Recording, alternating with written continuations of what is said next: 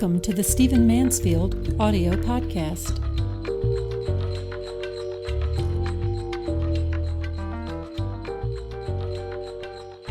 It's time for another election update. Things are moving quickly in the Republican primaries, and so let me today give you another election update. We'll do this from time to time throughout the election season, as we have.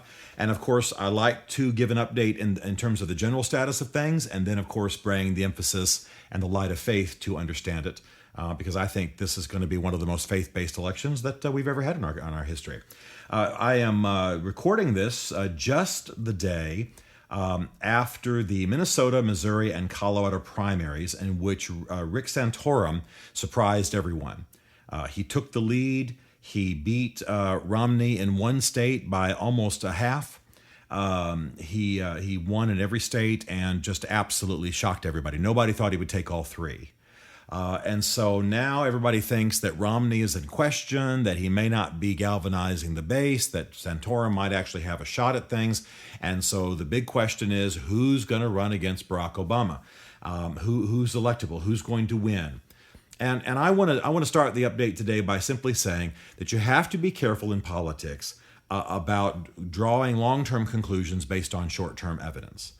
The reality is that while yesterday was a glorious victory for the Santorum campaign, Rick is right to be proud. He's right to do some chest thumping and call out Barack Obama from in front of the White House, or whatever he's doing metaphorically.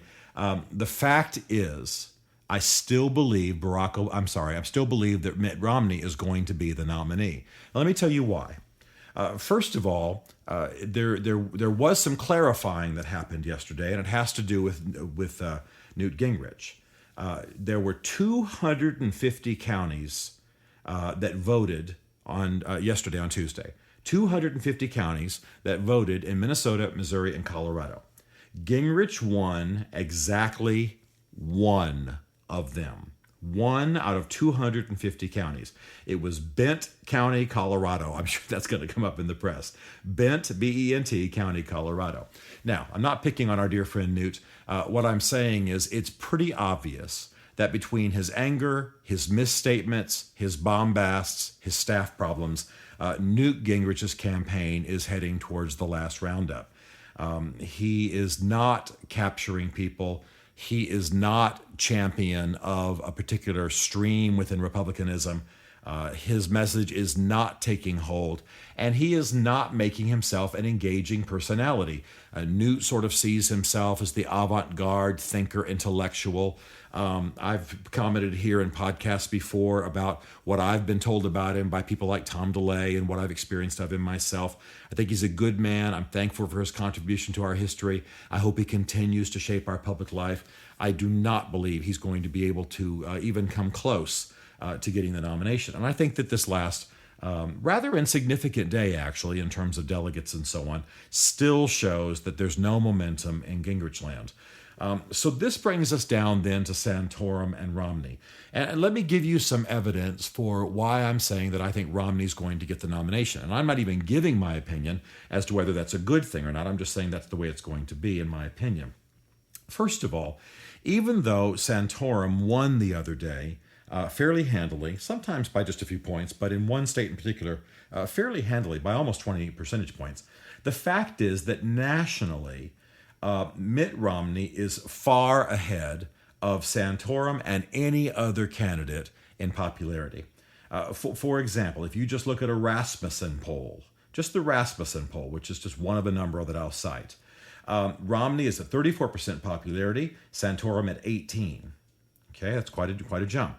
A Reuters Ipsos poll has Romney at 29%, Santorum again at 18%. Why the difference? Because Gingrich picks up a little bit in that poll. Now, that was a few days ago on February the 8th. Actually, not too long ago, but on February the 8th. Gallup poll has Romney at 37% and Santorum at 16%. So you understand that Romney is more than twice up in the polls over Santorum. That's pretty significant.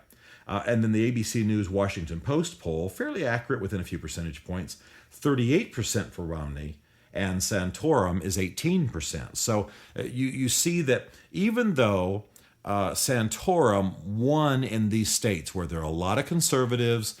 In one state in particular, the Republican Party is not that huge. Remember, this is a primary, not a statewide election. And so Santorum's done well. He's be congratulated on this victory. He also, as we found out later, won Iowa and won it fairly handily. But the reality is that he is nowhere near Mitt Romney in a national poll. He is fairly hard right-wing. That's not an insult. I'm fairly close to right-wing. I'm more moderate, but the right-wing for me is not a pejorative term. And he's not going to engage anybody who once voted for Obama, which is the whole key to the game this next election.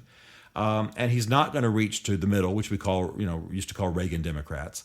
And he's not even engaging the majority of the Republican base. So I like Rick. Rick's closer to my values than probably anybody in the race but Ron Paul. I think he's a good man. But don't think that this one primary day with these relatively insignificant states, I don't mean to insult the states, but the reason they're insignificant is that their laws mean that no candidate picked up any delegates. The delegates, when they go to convention, can vote as they choose unless the state legislatures decide to direct them, which means no candidate picked up delegates the other day. That makes these states relatively insignificant. There was no big gain in delegates. There was no pledging. There was nothing sealed, nothing assured, nothing confirmed. No absolute handshake that comes from any of this. It's just bragging rights. So you still have Mitt Romney way, way far ahead. The second thing that makes me believe that Romney's going to be the man is money. And in politics, you always watch the money, always. And it's not too far away from the truth that Mitt Romney has as much as 5 times the amount of money in his campaign coffers. And I've seen one analysis that says almost 10 times than Santorum. Santorum is not only not as wealthy a man, not that that's the big issue. We're not talking about personal wealth, but he also has not been raising money as long. Mitt Romney started this race with $200 or $300 million to spend.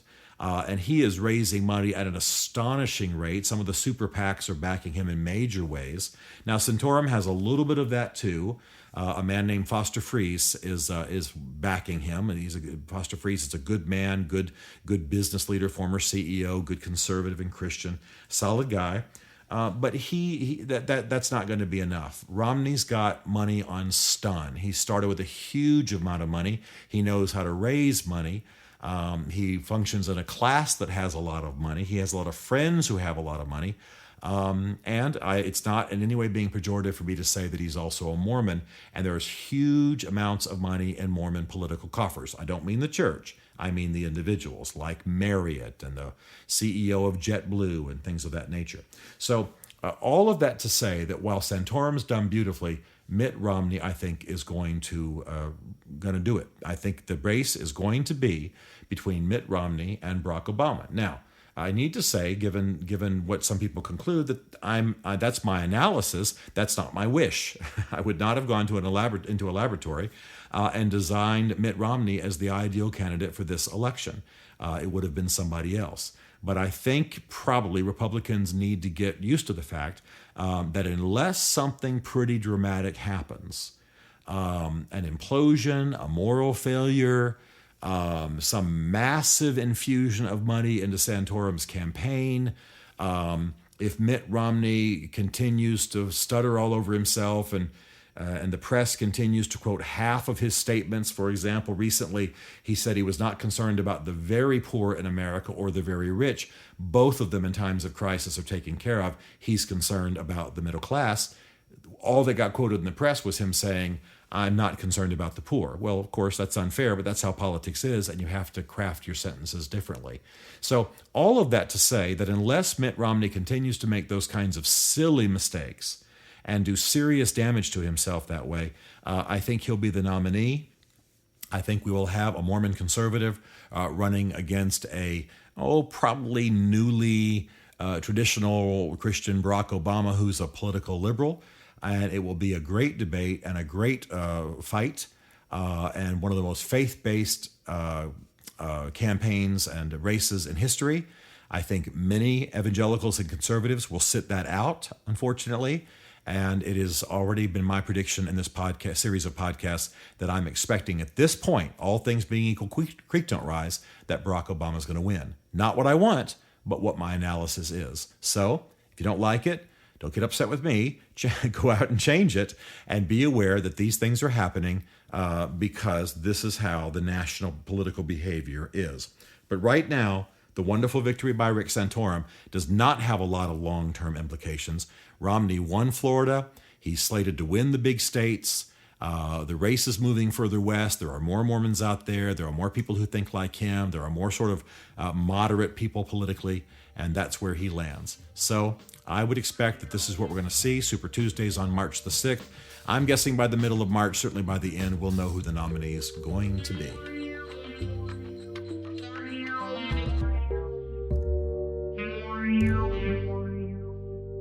This Stephen Mansfield podcast was brought to you by the Mansfield Group. Find us at mansfieldgroup.com.